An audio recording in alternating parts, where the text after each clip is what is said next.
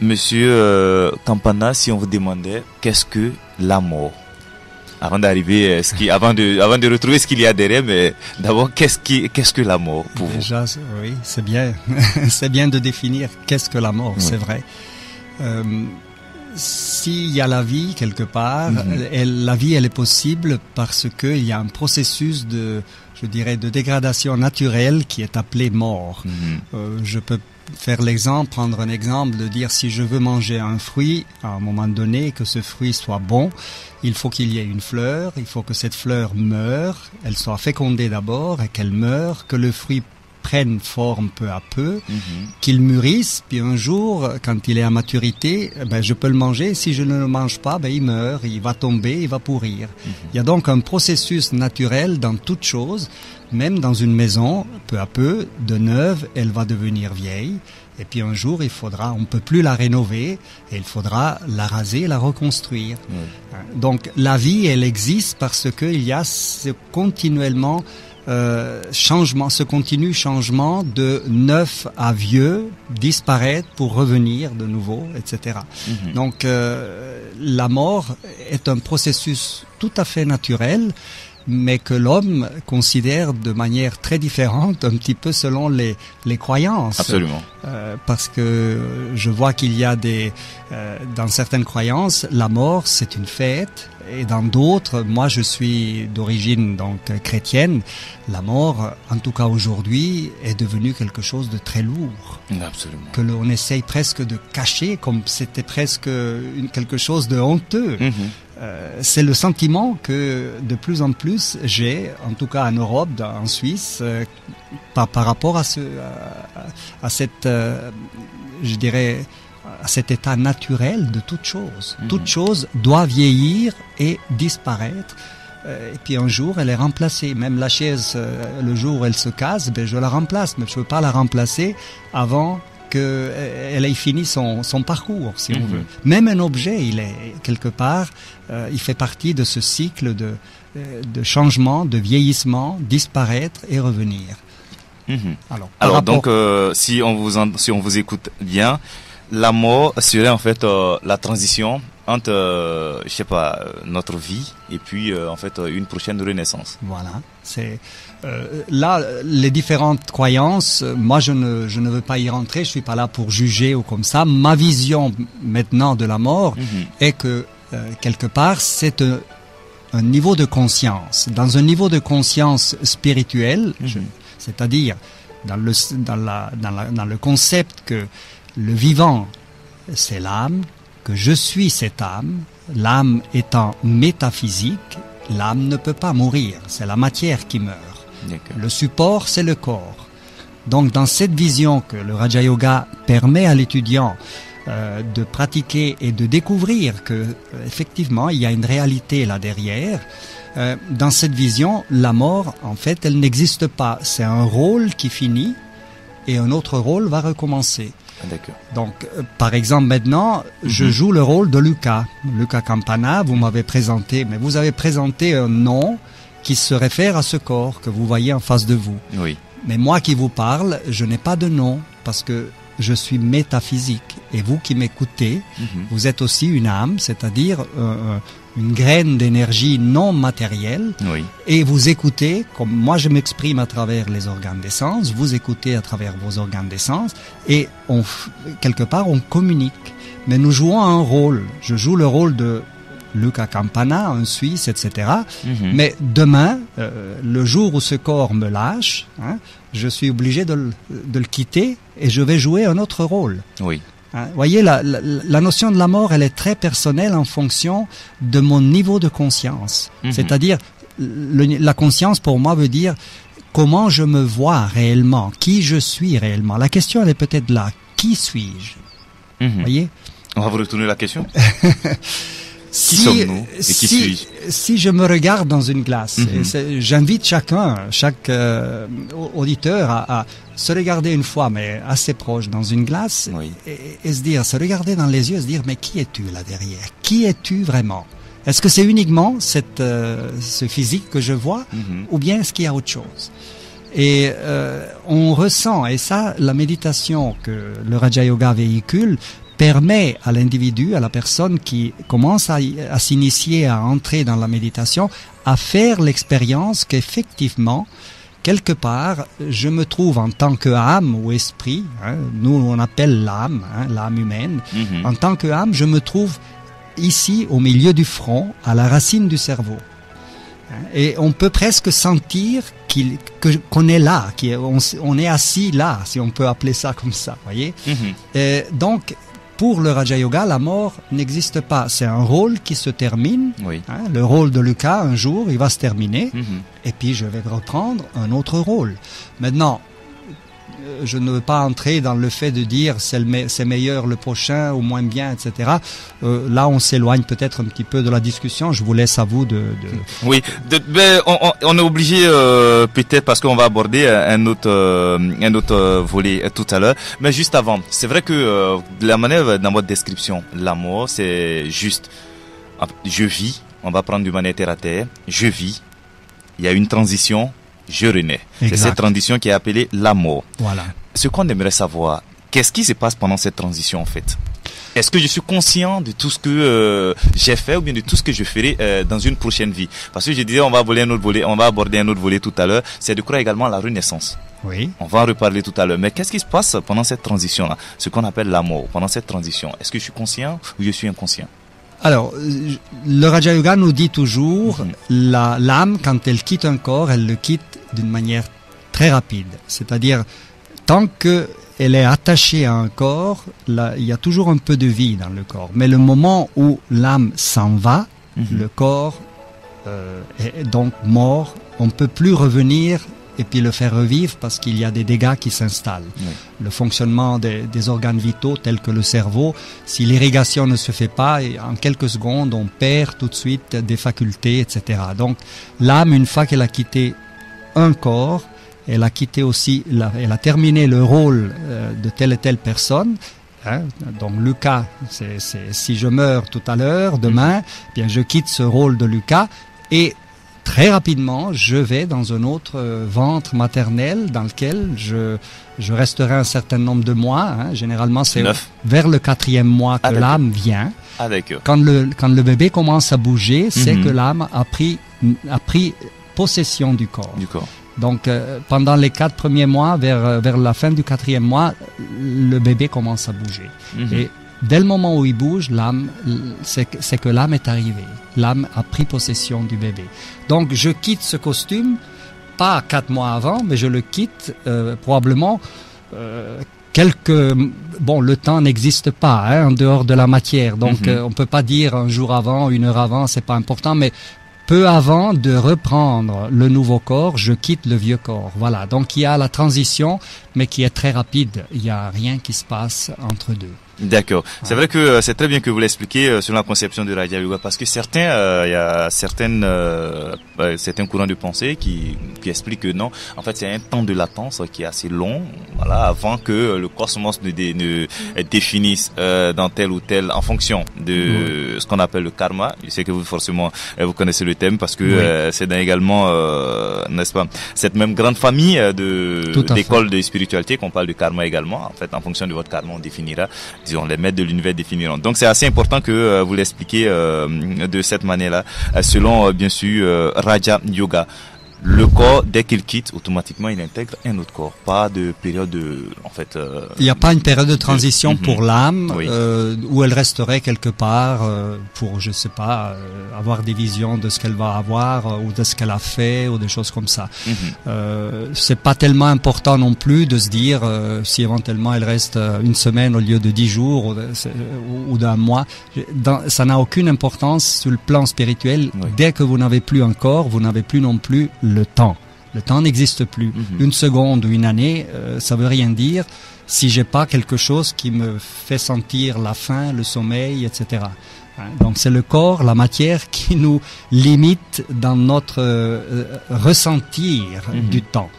La chaleur, le froid, etc. Ce sont tous des signaux qui me font sentir le temps. Mais en dehors de ça, l'âme n'a aucun sentiment de temps, ça n'existe pas. D'accord. Alors, je le disais tantôt également, si on parle bien sûr de cette transition, je meurs, je renais, c'est que forcément on parle de renaissance. Alors, Raja Yoga est-ce que la réincarnation ou alors la renaissance? Oui, c'est la réincarnation. La réincarnation, oui, d'accord, oui. ok. Vous ne concevez pas la renaissance? Je la comprends. Peut-être que je devrais vous poser à vous la question, qu'est-ce que vous entendez par renaissance? Parce que pour moi, c'est un peu la même chose, mais peut-être que vous la voyez différemment que moi. Oui, c'est vrai également que à certains moments également, pour certaines croyances, les deux en fait signifient pratiquement la même chose, mais pour le commun des mortels, renaître, c'est mourir et naître, mais réincarner, c'est quitter son corps pour aller dans un autre corps. Ah, ben alors c'est ça. C'est quitter son corps pour en prendre un autre. D'accord, je ne meurs jamais. D'accord, ok. D'accord, donc on parle de réincarnation avec vous. Est-ce que Raja Yoga conçoit la réincarnation? Comment est-ce que vous la concevez? Alors, il y a l'effet, disons, le karma là-dedans joue un rôle. Et karma veut dire action. Hein. Oui. La loi du karma, c'est la loi de l'action-réaction. Ce que je donne, ce que j'exprime, ce sont mes actions et le retour. Alors, dans une vie, notre mode d'agir, la qualité que nous mettons dans nos actions va déterminer la vie d'après. Donc, il est très important d'être conscient que je peux construire quelque chose de positif pour, si c'est pas tout de suite déjà dans cette vie, bien que c'est en partie déjà dans la même vie. Je veux dire par là, je prends l'exemple, plus j'exprime des valeurs morales, paix, respect, considération, honnêteté, etc., plus ma propre vie déjà maintenant va se colorer et les autres autour de moi vont me témoigner plus de sympathie et de respect puisque je l'exprime moi-même. Donc on peut déjà influencer beaucoup cette vie dans laquelle nous sommes maintenant. Mais en plus, nous construisons quelque part un fond, un plus pour la vie d'après. Oui. Donc le positif que nous utilisons dans cette vie, que nous exprimons dans cette vie, il faut exprimer les choses, hein, il faut les utiliser dans nos actions. Si j'ai de l'honnêteté dans ce que je fais, c'est très différent que si de temps en temps je parle de l'honnêteté, mais que dans mes actions, je l'utilise pas. Hein, et dès que je peux, je triche pour gagner un peu plus, etc. Donc là, je suis pas honnête, je suis malhonnête. Cette malhonnêteté, elle va sur mon compte négatif, si on veut. Et à la fin, il y a une sorte de bilan. Oui. Si le négatif est beaucoup plus lourd que le positif, ma vie d'après, c'est logique qu'elle va être influencée. Je vais devoir régler en retour ce négatif. Il faut le brûler, quoi. Absolument. Tandis que s'il y a plus de positif, eh bien ma vie, elle aura une autre qualité. Hein? Donc la vie prochaine, la prochaine réincarnation aura plus de qualité. Donc c'est être conscient que nous sommes des acteurs qui ne subissent pas simplement le destin comme ça, mais que nous sommes constructeurs en partie aussi de notre destinée. C'est vrai que on allait en arriver également parce que selon votre explication, Raja Yoga ne conçoit pas, n'est-ce pas, ce destin qui voudrait que, en fait, cette conception du destin qui voudrait que le Tout-Puissant a déjà dessiné le chemin à suivre pour chacun. Ouais, absolument pas. Le Tout-Puissant ou le Créateur, je sais pas, vous l'appelez Dieu, Créateur, comme vous voulez, c'est toujours le même pour tout le monde. C'est le Père de toutes les âmes, si on veut, pour résumer. Nous, on l'appelle l'âme suprême. Voilà, comme ça, on définit l'âme humaine et l'âme suprême. On n'est pas une parcelle de lui. Il nous a créés, mais chaque âme est une entité séparée. Hein, comme des parents peuvent avoir 20 enfants, chaque enfant est quelqu'un de différent. C'est pas une parcelle des parents qui s'est divisée en 20 pour distribuer, pour créer 20 enfants. Chaque enfant a sa personnalité, etc., ses qualités. Donc la même chose, chaque âme humaine a ses qualités et Dieu est le seul, c'est l'unique, hein, pour tout le monde. Donc lui-même n'a rien à voir. Lui, il nous donne à chaque âme, il a mis les qualités que lui représente. Il représente l'amour, il représente la paix, il représente le bonheur, il représente le respect, il représente toutes les vertus morales dont on a besoin. Oui. Et nous les avons en nous mais voilà, on a peut-être un peu trop oublié dans ce monde qui est devenu très matériel, absolument, très alléchant vers l'extérieur. Nous nous oublions un petit peu trop et sans savoir, sans se rendre compte. Mais la loi, elle tient pas compte que je suis ignorant ou je ne sais pas ou bien je le fais exprès. Si je fais faux, ce que je fais faux, je dois le régler. Et si pour arriver à accéder à des biens matériels extérieurs, etc., je triche, eh bien, je construis quelque chose sur mon parcours de négatif que je dois régler. Alors, moi j'aimerais, c'est vrai, nous sommes, autant que nous étions forcément vivants, selon votre logique, hein, nous restons dans cette même compréhension de la réincarnation. Oui, tout à fait. Nous étions vivants, nous Oui. sommes morts et nous sommes nés à nouveau. Voilà, nous sommes sur cette terre. Bien. Aujourd'hui, je prends un exemple très simple. Hein. Je nais, en fait, pauvre. Ce qui veut dire, selon votre conception, j'ai fait des gaffes, en fait, on va dire comme ça. Entre griffes, j'ai commis des gaffes dans ma vie passée, raison pour laquelle peut-être je nais dans une forme de souffrance. Peut-être dans cette vie. Comment je peux comment je peux prendre conscience d'abord de cela et puis comment arriver bien sûr à essayer d'avoir une autre dans ma prochaine vie quelque chose de plus meilleur. Alors, c'est vrai ce que vous dites. Le Raja Yoga nous fait comprendre que si aujourd'hui je suis dans une situation, je dirais, difficile, financièrement difficile, pauvre, c'est qu'il y a eu dans une vie précédente. Donc, moi, l'âme, je ne meurs jamais. Oui. Je prends simplement le bagage positif et négatif de la vie que je viens de quitter, le rôle. Nous, on parle de rôle, hein, le rôle que je viens de quitter, et je l'amène dans le nouveau rôle, dans le bébé. Puis je vais me trouver dans une situation déjà de précarité. Parce que en tant qu'âme, je dois expérimenter ce que j'ai peut-être fait expérimenter à d'autres. Oui. Hein. Donc, à travers ça, je devrais comprendre que si j'exprime la générosité dans les sentiments, pas dans l'argent, si j'exprime la générosité dans les sentiments, le respect dans les sentiments, etc., la vie va me retourner le positif déjà dans cette vie peut-être, ou alors certainement dans la prochaine. Donc on se rattrape d'une vie à l'autre, on peut se rattraper, mais il faut réaliser et il faut avoir envie de changer quelque chose. Mais je dirais que l'envie, c'est quelque chose qui se développe très rapidement dès que je comprends que je suis un acteur et je peux changer la donne. Pas devenir riche comme ça du jour au lendemain, mais je peux construire une vie, peut-être déjà dans cette même vie, par ma manière d'être, par la qualité que je donne de respect envers les autres, d'honnêteté, de sincérité, d'amour envers les autres, construire déjà maintenant plus de facilité. Parce que en exprimant des sentiments de qualité, de positivité, les autres autour de moi, les autres sont la vie en fait. Hein. Les autres, ça représente la vie. Hein. Les autres vont déjà me retourner, ils ont envie de m'aider quelque part. Donc, on va m'ouvrir des portes peut-être déjà dans cette même vie, parce que je suis gentil, parce que j'ai telle qualité, etc. Il y a de la sincérité dans ce que je fais, tout ça. On va m'ouvrir des portes peut-être plus facilement. Hein, que si j'étais arrogant ou bien méchant parce que je suis dans une situation difficile et j'en veux à tout le monde et je le fais sentir, là on me fermera certainement des portes. D'accord. Hein, alors c'est vrai que vous le parlez tout à l'heure, on sait qu'aujourd'hui il y a beaucoup qui sont sceptiques. Hein. La religion a fait son travail de lavage, n'est-ce pas, de cerveau, ce qui fait que ce qu'on nous enseignait quand on était petit, ce que les religions nous enseignent après la mort, après la mort. C'est après la mort on va en enfer ou au paradis. Voilà une notion, l'enfer du paradis. C'est vrai que on va en parler un tout petit peu. L'enfer et le paradis, comment est-ce que Raja Yoga conçoit bien sûr cet enseignement-là?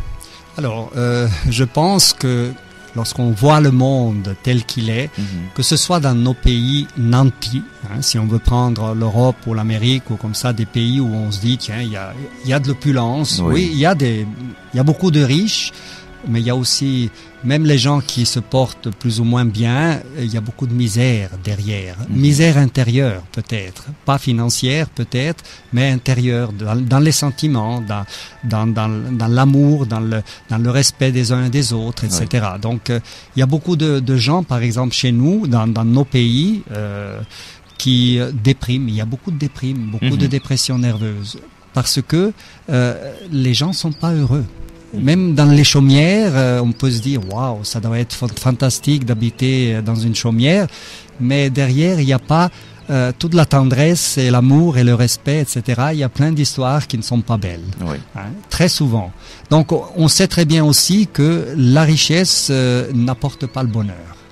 On voit très bien des gens multimillionnaires qui sont désorientés, toujours en train de faire quelque chose pour essayer de se donner un peu d'importance ou de sentir quelqu'un. Ça veut dire qu'il y a un vide là derrière. Oui. Et pourtant, ils ont les micros tout le temps devant le nez, c'est-à-dire qu'on les considère, on leur met les tapis rouges là où ils vont et ils ont l'argent, mais ils sont pas heureux. Oui. Et des fois, vous trouvez chez des gens plus simples, vous trouvez un bonheur tranquille, serein, qui est exprimé par un sourire.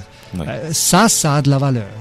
Donc, je pense que, en tout cas, le Raja Yoga considère la mort comme étant quelque chose qui n'existe pas, mais considère que ce que je fais dans ma propre vie, les qualités que je suis capable de mettre en pratique dans ma propre vie vont m'apporter un fruit, et ce fruit va être positif. Donc nous sommes quand même les artisans quelque part de notre propre parcours ou de nos rôles successifs. Donc vous ne croyez pas que après la mort on va aller s'asseoir quelque part, on va nous brûler Alors pendant 1000 ans. Ça c'est justement, vous l'avez dit, moi j'aurais pas osé lancer les choses là-dessus. Oui. Puisque c'est la conception qu'on nous donne du paradis et de l'enfer. Le paradis c'est un lieu, quand tu vas mourir, c'est un lieu où tu vas aller, oui. Il y a tout ce qui est bon, il y a tout ce que tu avais envie de manger sur terre, tu retrouveras tout ça là-bas. Là-bas, il n'y a pas de souffrance. Par contre, en enfer, tu vas rester dans du feu, on va te brûler pendant 1000 ans, sans bien sûr calciner. Ça, c'est pour faire peur aux gens.